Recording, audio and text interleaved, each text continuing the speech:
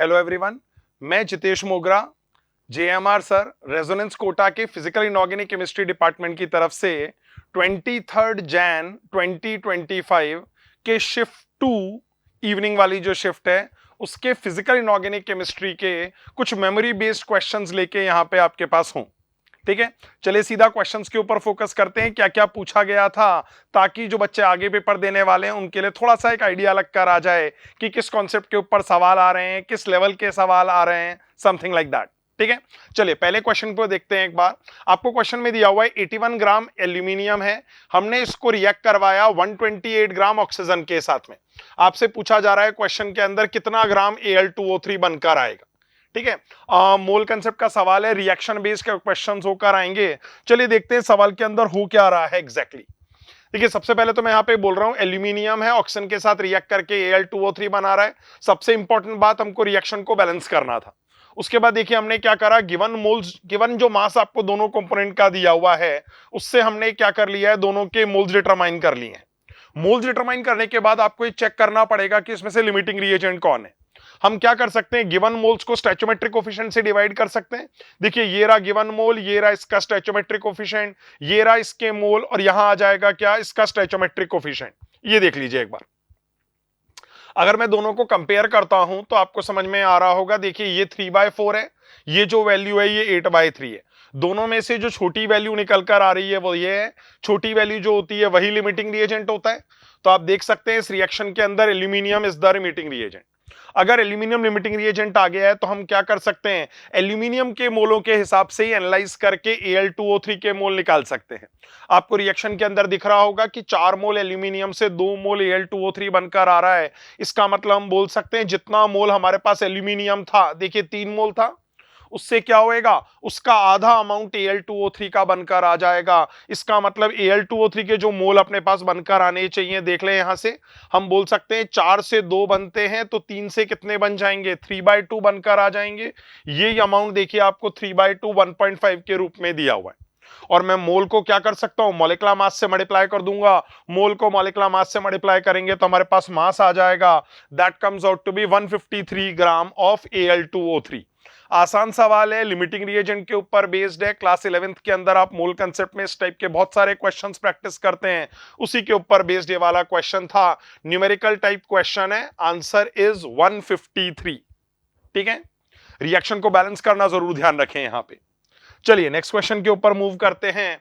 अगले सवाल में आपको दिया हुआ है, देखिए minimum melting point among group 14 elements correspond to atomic number. यहां इन्होंने आपको सिर्फ एटॉमिक नंबर्स दे रखे, एलिमेंट्स नहीं दिए हुए हैं। चलिए देखते हैं कौन कौन से एलिमेंट्स को रिप्रेजेंट करने वाले। एटॉमिक नंबर 6 मतलब ये कार्बन की बात कर रहे हैं। एटॉमिक नंबर 14 मतलब they are talking about silicon. Atomic number 50 का मतलब ये जो बात कर रहे हैं ये टिन के बारे में बात कर रहे हैं। एटॉमिक नंबर 32 का मतलब they are talking about germanium. These are the 4 elements from group 14। हमसे ये पूछा हुआ है इनको क्या कर दें, मेल्टिंग पॉइंट के, मतलब मिनिमम मेल्टिंग पॉइंट किसका होगा ये आइडेंटिफाई कर दें। ठीक है, अब आप एक बार सोच के देखें, कार्बन कई लोगों को पता होगा in the form of diamond graphite बहुत हाई मेल्टिंग पॉइंट रख रहा होता है। इसका मतलब कार्बन शायद मेरा आंसर ना हो। सिलिकॉन, सिलिकॉन का स्ट्रक्चर भी डायमंड के जैसा होता है, नेटवर्क लाइक स्ट्रक्चर है, और network like solids in general have high melting point, इसीलिए हो सकता है शायद ये भी मेरा आंसर ना निकल कर आए। अब बच जाता है मेरे पास टिन और जर्मेनियम का एग्जाम्पल। आप में से कई लोगों को पता होगा टिन का मेल्टिंग पॉइंट काफी कम होता है, इसीलिए टिन और लेड के मिक्सचर को सोल्डर एलॉय में यूज कर रहे होते हैं, सोल्डरिंग पर्पसेस के लिए यूज करते हैं। इसका मतलब गिवन एलिमेंट्स में अगर हम बात करें तो मोस्ट एक्सपेक्टेडली आंसर क्या होना चाहिए, टिन आंसर हो जाना चाहिए, that should have the minimum melting point. ठीक है, चलिए इसके डेटा भी देखते हैं एक बार।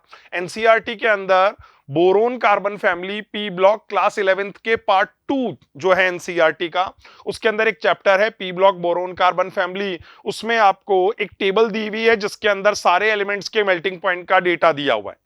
अगर आप यहां पे देखेंगे, देखिए मिनिमम मेल्टिंग पॉइंट किसके कॉरस्पॉन्डिंग आ रहा है, टिन के कॉरस्पॉन्डिंग निकल कर आ रहा है। देखिए कार्बन बहुत ज्यादा, सिलिकॉन भी काफी ज्यादा, जर्मेनियम भी ठीक ठाक है, लेकिन टिन सबके मुकाबले काफी कम निकल कर आ रहा है। In fact tin has the minimum value in the family, उसी के ऊपर बेस्ड क्वेश्चन था, so corresponding to that tin should be the correct answer. ठीक है, चलिए नेक्स्ट क्वेश्चन देखते हैं एक बार। देखिए ये सवाल आयनिक इक्विलिब्रियम के ऊपर बेस्ड है, ठीक है। एनसीईआरटी की बात करें तो क्लास 11th एनसीईआरटी में इक्विलिब्रियम नाम का चैप्टर दिया हुआ है, उसके ऊपर बेस्ड ये वाला क्वेश्चन है। देखिए क्या पूछा जा रहा है आपसे, what will be the effect on pH of water when it is heated. मतलब अगर आप पानी का टेम्परेचर बढ़ा देंगे तो उसकी पीएच पे क्या प्रभाव पड़ेगा, ठीक है। चलिए देखते हैं इसके बारे में क्या बातचीत हम लोग कर सकते हैं। Let us see that. देखिए यहां पे हमारे सामने लिखा हुआ है टेम्परेचर बढ़ाते हैं तो केडब्ल्यू बढ़ जाता है। आई होप कई लोगों को ध्यान भी होगा ये वाली बात कि 25 डिग्री सेंटीग्रेड पे अगर हम बात करें तो जो केडब्ल्यू होता है दैट इज ट्रांसफर -14 और उसके कॉरस्पॉन्डिंग जब हम पीएच की वैल्यू निकालते हैं that comes out to be 7। कई बार हम बच्चों को एज एन एग्जाम्पल ये बताते हैं कि 90 डिग्री सेंटीग्रेड पे अगर हम देखें तो जो के की वैल्यू हो जाती है that comes out to be transfer -12 और उसके कॉरस्पॉन्डिंग जो पीएच निकल कर आ रही होती है हमारे पास that comes out to be 6। अगर ऐसा है तो आप मुझे बताइए क्या नजर आ रहा है, टेम्परेचर बढ़ाने पे हमें ऐसा फील हो रहा है कि पीएच की वैल्यू गिर जाएगी। देखिए सॉल्यूशन में यही कंक्लूजन आपको दिया हुआ है, एज टेम्परेचर इंक्रीजेस पीएच क्या होएगा, डिक्रीज होकर आ जाएगा। सवाल के अंदर आपको यही बताना था, इंक्रीज होगा डिक्रीज होगा, तो हम कहेंगे पानी को हीट करने पे उसकी पीएच की वैल्यू गिर जाएगी। यही वाला ऑप्शन सही हो जाना चाहिए, that corresponds to second option, so second option is going to be the answer here, ठीक है। चलिए नेक्स्ट क्वेश्चन के ऊपर मूव करते हैं। अगला सवाल जो हमें दिया हुआ है ये डी ब्लॉक के एप्लीकेशंस के ऊपर बेस्ड क्वेश्चन था। क्लास 12th एनसीईआरटी के अंदर D and F block elements chapter है। देखिए इन्होंने क्या किया हुआ है, अलग अलग एलॉयज आपको दिए हुए और उसकी कंपोजिशन को मैच करना है, ठीक है। कुछ केसेस बहुत आसान वाले थे यहाँ पे, जैसे ब्रास है, ब्रास हम लोग जानते हैं that is a alloy of copper and zinc. Then हम बोल सकते हैं bronze, this is an alloy of copper and tin. Stainless steel भी हम बोल सकते हैं, आयरन क्रोमियम निकल वाला एलॉय होता है। यूके का जो सिल्वर कॉइन है, अब ये थोड़ा सा एनसीईआरटी के अंदर मेंशन जरूर है लेकिन कई बच्चों को इसका कंपोजिशन याद नहीं होता है, पर I am not very sure about the exact options. लेकिन अगर आपको ये 3 मैचिंग आती थी जो मैंने यहां पे करी हुई हैं तो मेरे हिसाब से आपका क्वेश्चन सॉल्व हो सकता था। एग्जैक्टली अगर हम बात करें तो यूके का जो सिल्वर कॉइन है that is actually a copper nickel alloy. अजीब बात यह है कि सिल्वर का कॉइन है लेकिन उसके अंदर सिल्वर नहीं है। देखिए कॉपर और निकल का एक एलॉय होता है, that is the composition of UK silver coin.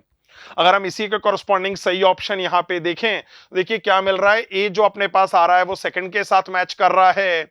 Okay ए के सेकंड वाली मैचिंग दो दो दी हुई है हमको। देन हम बोल सकते हैं टू बी जो है वो 3 के साथ मैच कर रहा है, ए के साथ 2 बी के साथ 3। वाओ दिमाग लगाना है यार। आगे देखते हैं सी के साथ आपको 4 दिया हुआ है, यहां आप देख लें सी के साथ 4 अगर हम देखेंगे तो फर्स्ट ऑप्शन हमारा सही आंसर निकल कर आ जाएगा, ठीक है। NCERT D block class 12th सारे एलॉयज दिए हुए हैं और बहुत फेमस एलॉयज हैं। खाली ये यूके सिल्वर कॉइन वाला जो एग्जांपल है ये थोड़ा सा एक टिपिकल एग्जांपल था, पर बाकी सबको आंसर करके मैच तो किया जा सकता है। You can get the answer from here, ठीक है। चलिए अगले सवाल के ऊपर मूव कर रहे हैं। नेक्स्ट क्वेश्चन, ओके ये तो आपको कंपोजिशन ही दिया हुआ है, देखिए सारे एलॉयज का, ठीक है। बहुत फेमस एलॉयज थे, कोई ज्यादा दिक्कत वाली बात नहीं थी। ओके ये जो सवाल है देखिए एक बार 2 स्टेटमेंट का सवाल है, ये वास्तव में पीरियोडिक टेबल चैप्टर के ऊपर बेस्ड है। आपको पता होगा पीरियोडिक टेबल चैप्टर के अंदर हम मूजलेस लॉ के बारे में बात करते हैं। मूजले वो साइंटिस्ट थे जिन्होंने कहा था कि एलिमेंट्स के क्लासिफिकेशन का बेसिस एटॉमिक मास या मास नंबर नहीं, एटॉमिक नंबर होना चाहिए। और उसके लिए उन्होंने क्या किया था, उन्होंने root nu versus atomic number का ग्राफ प्लॉट किया था और वो एक स्ट्रेट लाइन आ रहा था, ठीक है। वही स्टेटमेंट यहां पे मेंशन करके दिया हुआ है, देखिए आपको पहला वाला statement, root nu versus atomic number का जो ग्राफ आ रहा है that is a straight line graph. ये पहला वाला स्टेटमेंट बिल्कुल सही है। इनफैक्ट यहीं से ही उन्होंने ये बोला था कि let us take atomic number to be the criteria for the classification of elements, ठीक है। सेकंड वाला जो स्टेटमेंट है वो गलत स्टेटमेंट है। हम देखते हैं रूट न्यू का मास नंबर के साथ ग्राफ स्टेटमेंट नहीं आता। उन्होंने जो बात करी थी वो एटॉमिक नंबर के लिए ही करी थी। इसका मतलब पहला स्टेटमेंट सही है, दूसरा स्टेटमेंट गलत है। On the basis of that हम देख सकते हैं फर्स्ट ऑप्शन सही निकल कर आ जाएगा। ये जो इक्वेशन है root nu versus atomic number का ग्राफ, ये मूजले के द्वारा दिया गया था। देखते हैं एक बार मूजले की इक्वेशन कैसी थी। यहां पे देख लें, root nu versus atomic number is a straight line graph, Moseley's law. और अगर हम एग्जैक्ट इक्वेशन की बात करें तो हम देखते हैं root nu is equal to a into Z minus b निकल कर आ जाता है। This was the exact equation. अब आप देख लें रूट न्यू वर्सेस जेड का ग्राफ कैसा आ जाएगा, स्ट्रेट लाइन ग्राफ निकल कर आ जाएगा। अगर graph is a straight line तो हम बोल सकते हैं पहला स्टेटमेंट सही, दूसरा गलत, उसके कॉरस्पॉन्डिंग फर्स्ट ऑप्शन अपना आंसर हो जाएगा। ठीक है, पीरियोडिक टेबल के ऊपर बेस्ड ये वाला क्वेश्चन था, आसान क्वेश्चन था, सोचा जा सकता था इजीली। चलिए नेक्स्ट क्वेश्चन के ऊपर मूव करते हैं। यहां पे उन्होंने मोल कंसेप्ट से रिलेटेड थोड़ी सी बातचीत करी हुई है। What they are saying is, हमारे पास इतने मोल ऑर्गेनिक कंपाउंड है, उसके अंदर 10% हाइड्रोजन है, ऐसा आपको दिया हुआ है। उसका कंप्लीट कंबस्शन होकर आया और उससे 0.9 ग्राम H2O बनकर आया है। हमसे ये पूछा जा रहा है what is the molecular mass of organic compound, आप ये वाली बात करें। ठीक है, चलिए एक बार देखते हैं सवाल के अंदर क्या किया जा सकता है। सबसे पहले मैं यहां पे बोल रहा हूं आपसे कि अपन मान लेते हैं ऑर्गेनिक कंपाउंड का फॉर्मूला CXHYOZ है।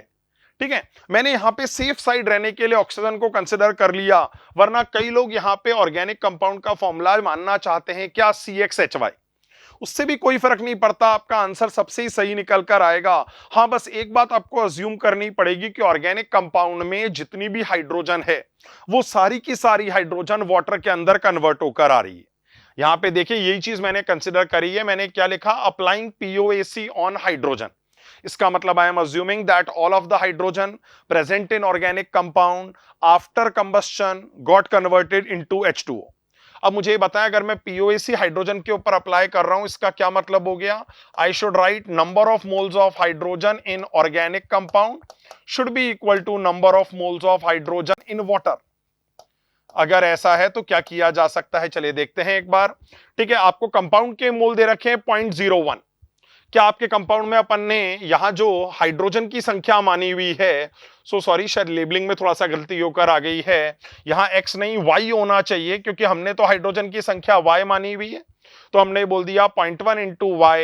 ये हो गया क्या, हाइड्रोजन के मोल इन ऑर्गेनिक कंपाउंड। ये जो अपने पास आ रहा है, देखिए ये क्या आ रहा है अपने पास में, हाइड्रोजन के मोल आ रहा है वाटर में। कैसे सोच सकते हैं इसको, ये रहा वाटर का मास, ये रहा वाटर का molecular mass.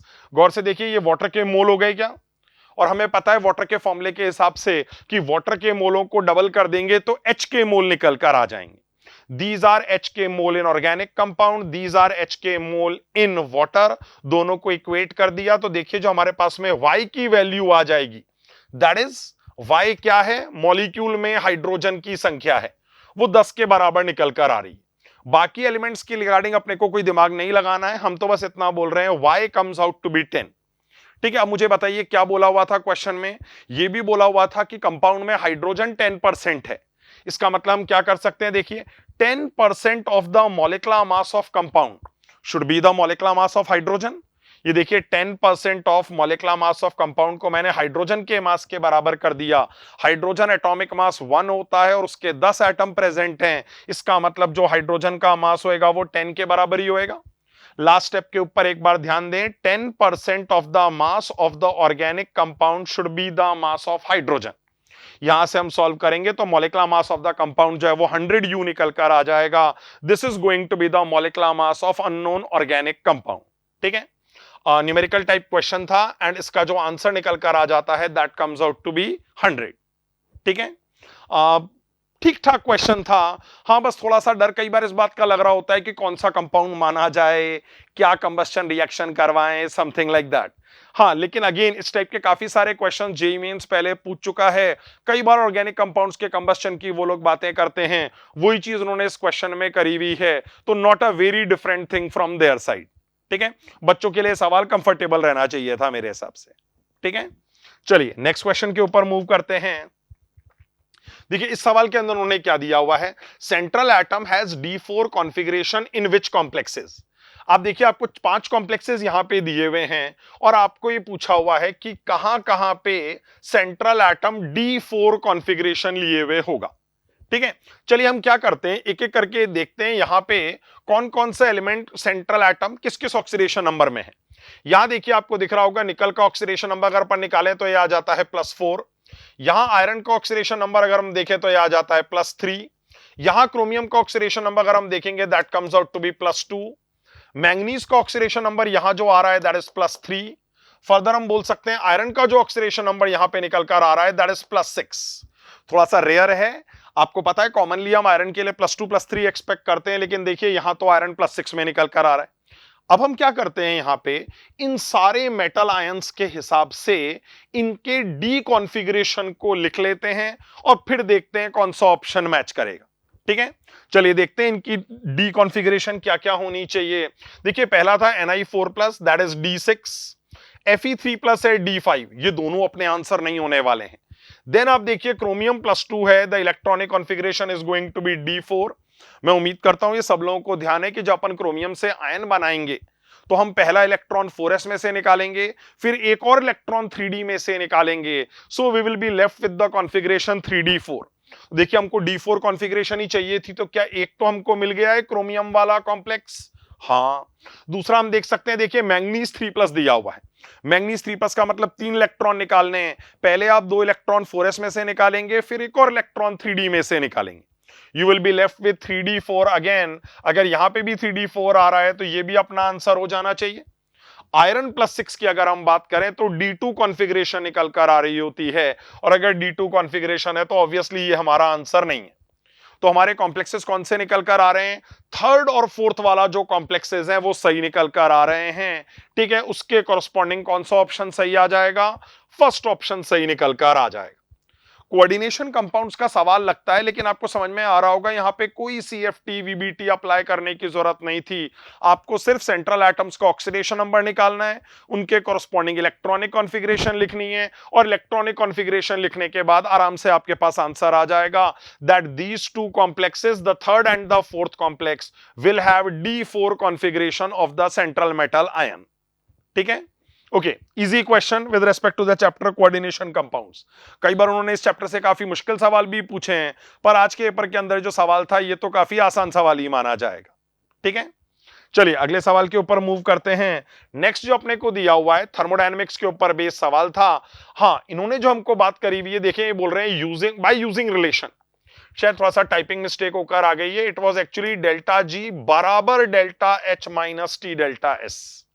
This is the equation. आपसे ये पूछा जा रहा है, इस इक्वेशन को फॉलो करते हुए हम ये बोलना चाह रहे हैं विच of the following is incorrect. देखिए इनकरेक्ट पता करना है पहले तो, और आगे बोल रहे हैं फॉर क्या, स्पॉन्टेनियस रिएक्शन। स्पॉन्टेनियस रिएक्शन के लिए गलत स्टेटमेंट कौन सा है ये आपको पता करना है। ठीक है, अब देखिए यहां पे आपको ये पता होगा कि हम डेल्टा जी को क्या देखना चाहते हैं। अगर मैं स्पॉन्टेनियस कंडीशन की बात करूं तो हम चाहते हैं डेल्टा जी लेस देन 0 हो जाए कैसे भी, लेकिन अभी तो हमें इनकरेक्ट कंडीशन निकालनी है। इनकरेक्ट कंडीशन का मतलब हम बोलेंगे we want delta G to be क्या, ग्रेटर देन 0। कब, ऑलवेज। अगर आपने थोड़ी अच्छी पढ़ाई करी हुई है थर्मो की तो आपको ध्यान होगा कि जो स्पॉन्टेनिटी होती है वो कई बार टेम्परेचर से भी रिलेटेड होती है। ठीक है, कई बार कोई रिएक्शन हाई टेम्परेचर पे स्पॉन्टेनियस होता है, लो टेम्परेचर पे नहीं होता है, या लो टेम्परेचर पे स्पॉन्टेनियस है, हाई टेम्परेचर पे नहीं होता है, समथिंग लाइक दैट। पर अगर हम चाहते हैं कि इनकरेक्ट स्टेटमेंट मिल जाए स्पॉन्टेनिटी के लिए, तो हम तो सीधा ही बोल सकते हैं डेल्टा जी ग्रेटर देन 0 हो जाना चाहिए। अगर ये ग्रेटर देन 0 हो गया तो रिएक्शन हर कंडीशन में कैसा हो जाएगा, नॉन स्पॉन्टेनियस होकर आ जाएगा। ठीक है, चलिए देखते हैं एक बार। अगर मैं यहां पे आपसे बात करूं, मैथमेटिकली सोच सकते हैं शायद कई लोग यहां पे, देखिए अगर डेल्टा एच ग्रेटर देन 0 हो गया और डेल्टा एस लेस देन 0 हो गया, आप दोनों की वैल्यूज यहां पे पुट कर सकते हैं। देखिए इस वैल्यू के कॉरस्पॉन्डिंग क्या डेल्टा जी जो आएगा वो ग्रेटर देन 0 आ जाएगा क्या। हाँ, और आप देख सकते हैं जो वैल्यू आ रही है वो इंडिपेंडेंट ऑफ टेम्परेचर निकल कर आ रही है। आप टेम्परेचर की कोई भी वैल्यू पुट कर दें, डेल्टा जी तो ग्रेटर देन 0 ही आएगा। तो मुझे बताइए क्या ये वैल्यूज इस बात को कॉरस्पॉन्ड कर रही हैं कि आपका रिएक्शन कभी स्पॉन्टेनियस नहीं हो पाएगा। हाँ, हमसे यही पूछा भी गया था कि which is the incorrect statement, तो हम बोल सकते हैं ये वो स्टेटमेंट है जो कभी स्पॉन्टेनिटी के बारे में बात नहीं कर पाएगा। क्यों, क्योंकि इस केस में तो हमेशा ही डेल्टा जी कैसा आने वाला है, ग्रेटर देन 0 निकल कर आने वाला है। ठीक है, इसीलिए हम बोल देंगे ये जो स्टेटमेंट है ये पक्का स्पॉन्टेनिटी के हिसाब से इनकरेक्ट स्टेटमेंट है। ठीक है, चलिए नेक्स्ट क्वेश्चन देखते हैं एक बार। देखिए वही बात इन्होंने समझा रखी है कि सेकंड ऑप्शन में क्या हो जाएगा, डेल्टा जी ग्रेटर देन 0 हो जाएगा एट ऑल टेम्परेचर्स, मतलब रिएक्शन हमेशा के लिए नॉन स्पॉन्टेनियस हो चुका है।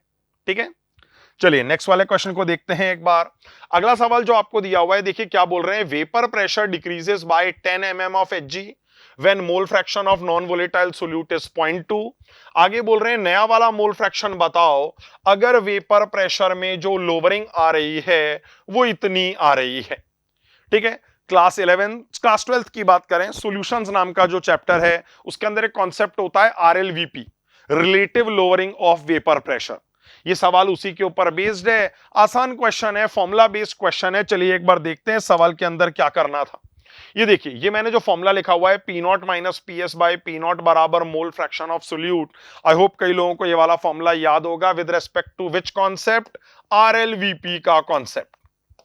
हमको क्या बोला हुआ है, देखिए उन्होंने बोला हुआ है, ध्यान से सुनना, ये जो वैल्यू है ना ये वास्तव में लोअरिंग को ही बता रही। अब मुझे बताइए मैथमेटिकली आपको समझ में आ रहा है क्या कि लोअरिंग तो मोल फ्रैक्शन के प्रोपोर्शनल निकल कर आ रही है। इसका मतलब हम दोनों ही केस में ये बोल सकते हैं कि जो लोअरिंग का रेशो होएगा, ये देखिए ये पहले केस में लोअरिंग हो गई, ये दूसरे केस में लोअरिंग हो गई, ये रेशो किसके बराबर हो जाएगा, मोल फ्रैक्शंस के रेशो के बराबर निकल कर आ जाएगा। अगर ऐसा है तो बताइए, पहले केस में आपको ध्यान है लोअरिंग 10 की थी, बाद में 20 की हो गई थी, पहले में मोल फ्रैक्शन 0.2 था, नए केस में मोल फ्रैक्शन आपको निकालना है तो हम देखते हैं नए केस में मोल फ्रैक्शन बड़े सिंपल कैलकुलेशंस के साथ कितना आ जाएगा, 0.4 के बराबर आ जाएगा। उसके corresponding first option comes out to be the correct answer. ठीक है, इस तरीके सवाल को सॉल्व किया जा सकता है। देखने में कई बार थोड़ा सा डरावना लग रहा होता है, लेकिन आप देख लें यार, बड़ा आराम से मैं ये वाली बात बोल सकता हूं कि lowering is proportional to mole fraction, इसीलिए लोअरिंग का रेशो और मोल फ्रैक्शन का रेशो सेम आ जाना चाहिए। ठीक है, इजी क्वेश्चन ही माना जाएगा with respect to the concept RLVP solutions chapter class 12th physical chemistry. चलिए नेक्स्ट वाला सवाल देखते हैं। इन्होंने पूछा हुआ है which one of the following plots represent zero order reaction. आपको पता है केमिकल काइनेटिक्स चैप्टर के अंदर इस टाइप की बातचीत करी जाती है, अलग अलग ऑर्डर ऑफ द रिएक्शंस की बात करते हैं और उनके लिए अलग अलग ग्राफ बनाए जाते हैं।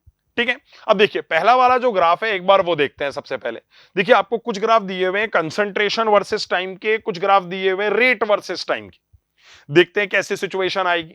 सबसे पहले देखिए यहां तो इन्होंने बोल रखा है कंसंट्रेशन सेम ही रहेगी जब टाइम चेंज हो रहा है। तो क्या आपको लगता है ये तो बिल्कुल बेतुका सा ग्राफ होकर आ गया। आपको पता है अगर रिएक्शन प्रोसीड कर रहा है तो ऑब्वियसली कंसंट्रेशन चेंज होनी ही चाहिए विद रिस्पेक्ट टू टाइम, इसीलिए हम बोल सकते हैं बेकार सा ग्राफ अपने को लग रहा है।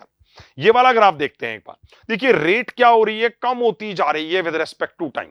अब आपको पता होगा जीरो ऑर्डर के अंदर जो रेट का एक्सप्रेशन होता है दैट इज एक्चुअली रेट बराबर के इंटू कंसंट्रेशन की पावर 0।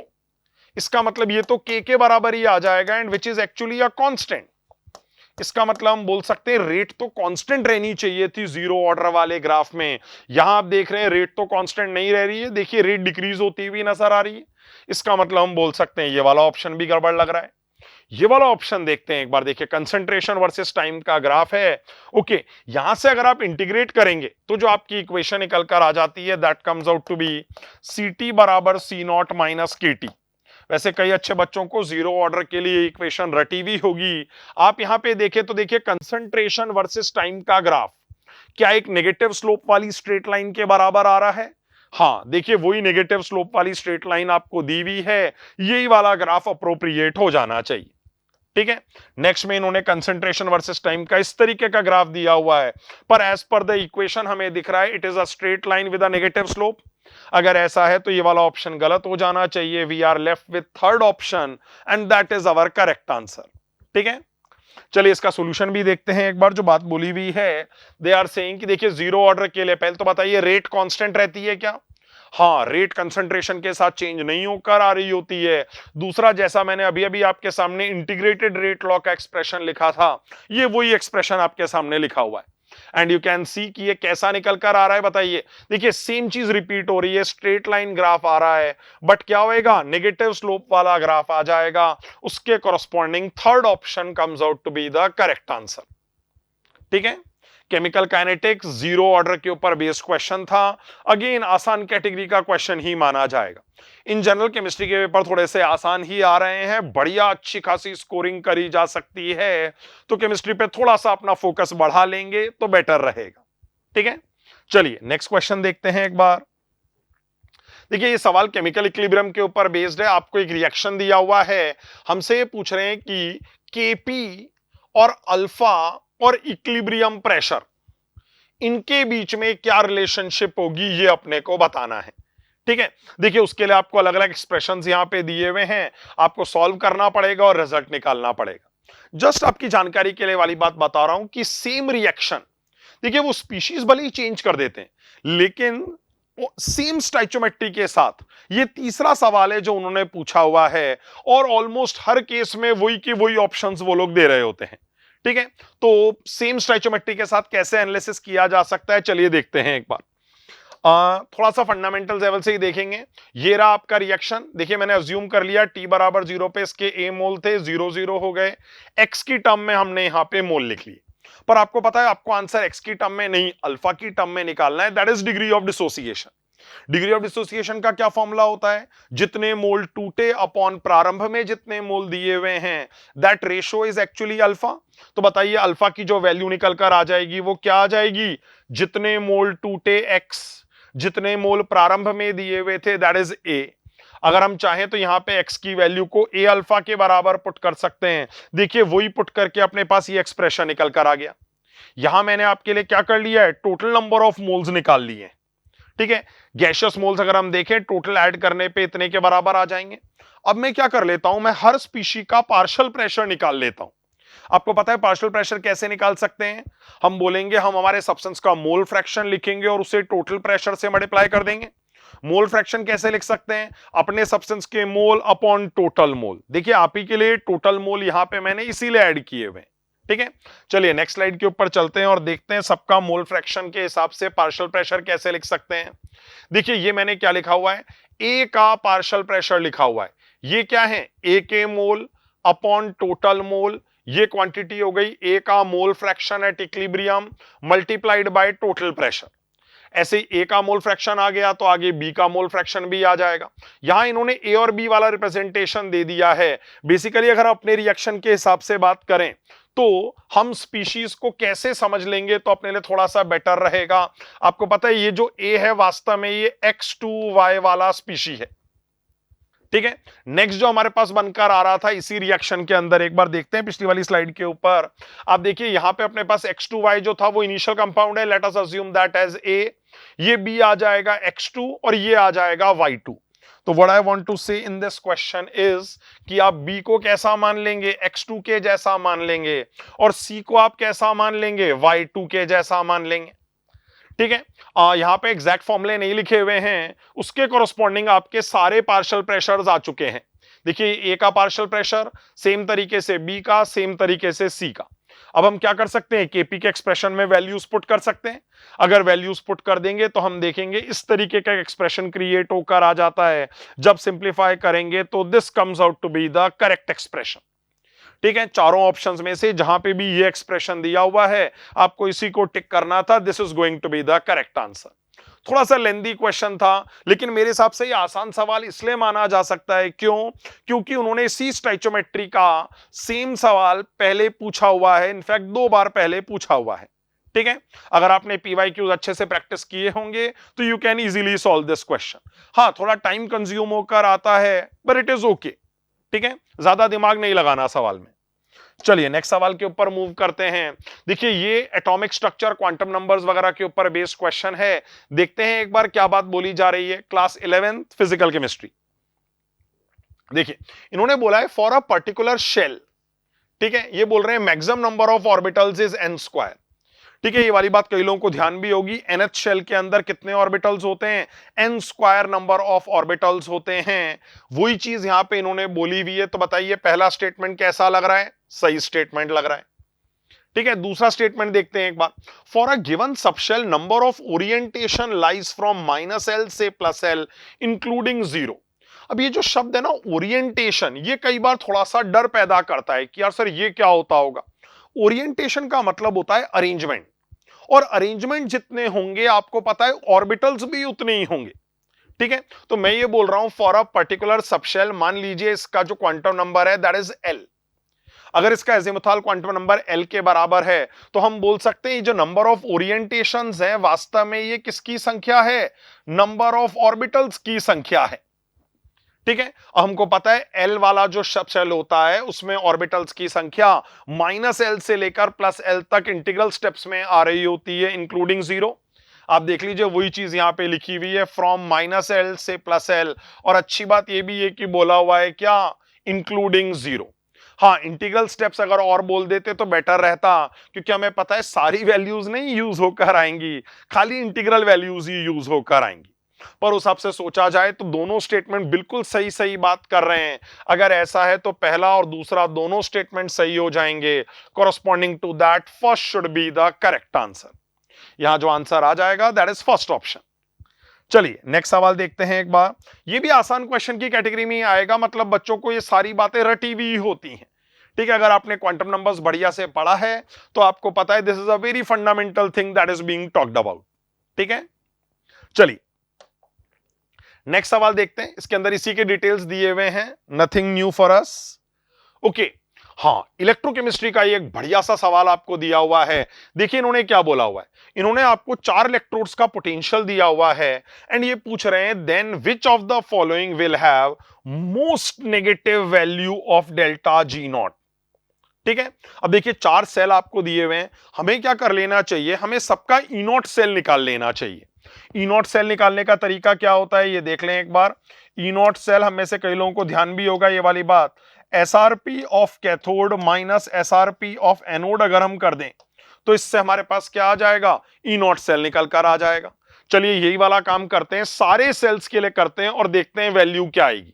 जब आप हर सेल के लिए वैल्यू कैलकुलेट करेंगे तो you will see that E not cell for 1 comes out to be this, second cell के लिए ये वाली वैल्यू आ जाएगी, थर्ड के लिए ये वैल्यू, फोर्थ के लिए ये वाली वैल्यू।